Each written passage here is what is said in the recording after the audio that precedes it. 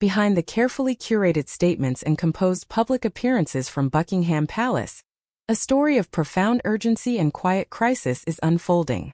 The recent highly publicized meeting between King Charles III and his son Prince Harry was presented to the world as a tentative step towards reconciliation.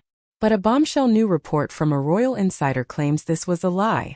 The meeting was not about forgiveness, it was about the future of the crown. The king's health, the source claims, is far worse than the palace lets on, and Prince Harry was not invited for tea. He was summoned for succession talks. This is Royal Herald. And today, we deliver a special report on the escalating health crisis facing the king, his final desperate ultimatum to his warring sons, and the looming specter of abdication that now haunts the House of Windsor. Before we break down this unprecedented royal crisis, we ask for a moment of your time. To support our mission of delivering these in-depth reports, please subscribe to Royal Herald, give this video a thumbs up, and activate the notification bell. Your engagement allows us to continue our work. The first public signal of this deeper crisis came from an unnamed royal insider, quoted by Hollywood commentator Rob Shooter. The source's words were stark and terrifying.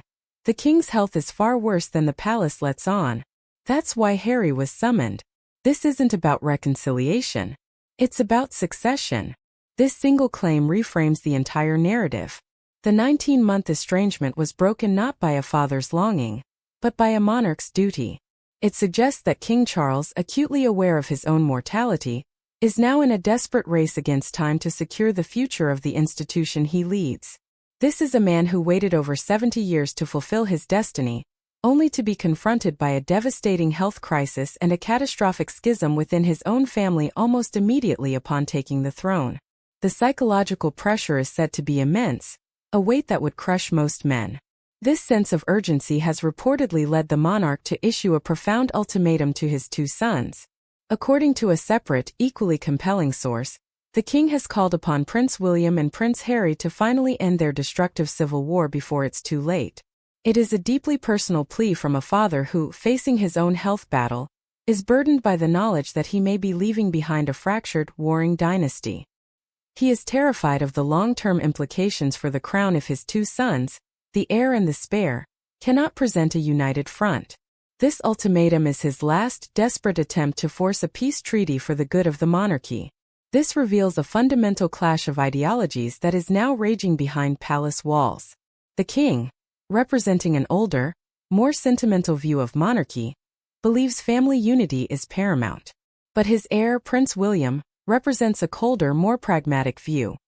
That the institution's survival depends on ruthless discipline, and that any toxic elements must be excised, no matter the personal cost.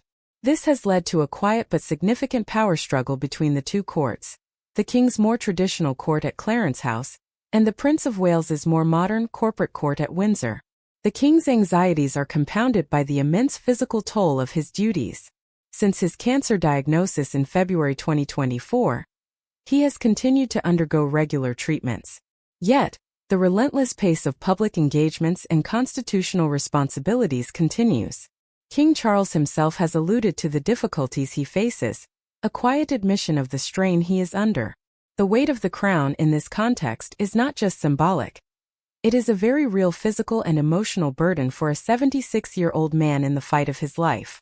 This has led to the most shocking speculation of all, the possibility of abdication. The thought of a British sovereign voluntarily relinquishing the throne is a seismic event, one that has only one real precedent in modern history: the catastrophic abdication of Edward VIII in 1936. That event, where the king chose his love for the divorced American socialite Wallis Simpson over his duty to the crown, plunged the monarchy into its greatest crisis. It was seen as a profound betrayal of a sacred duty and forced the current king's grandfather, a reluctant George VI, onto the throne. The trauma of 1936 is etched into the DNA of the House of Windsor. It is the ultimate cautionary tale against prioritizing personal desire over public duty. For King Charles to even consider such a path, his health concerns and his anxieties about the future must be grave indeed. It suggests he is actively engaged in paving the way for a smooth and undisrupted transition of power to Prince William, a transition that, in his eyes, cannot happen while his two sons are effectively at war. His meeting with Harry was a crucial, non-negotiable part of that planning. In this time of immense pressure, his one constant source of support is Her Majesty Queen Camilla. Insiders consistently credit her as being the bedrock for the king, a source of unwavering strength who keeps his morale high. Her journey from public antagonist to the king's indispensable partner is remarkable. However, she finds herself in a delicate position, navigating her support for her husband's desire for reconciliation with the cold reality of her stepson Prince William's unyielding stance. Even she, with all her influence, is reportedly powerless in the face of the deep-seated ideological divide between the two men. This crisis places the Princess of Wales, Catherine, in a pivotal, if quiet, position. As this drama unfolds, she has remained a figure of stoic grace and unwavering dedication to duty. But behind the scenes, she is reportedly the key strategic partner to her husband, Prince William.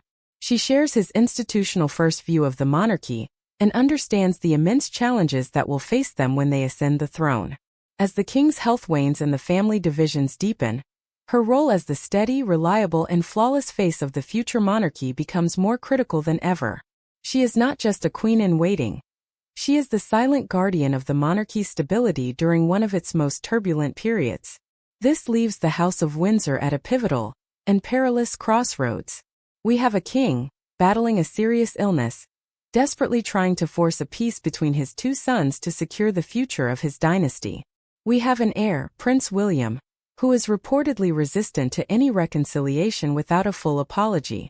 And we have a second son, Prince Harry, who has been summoned back to the heart of the institution he fled, not for forgiveness, but for a conversation about the very succession that his departure threw into chaos.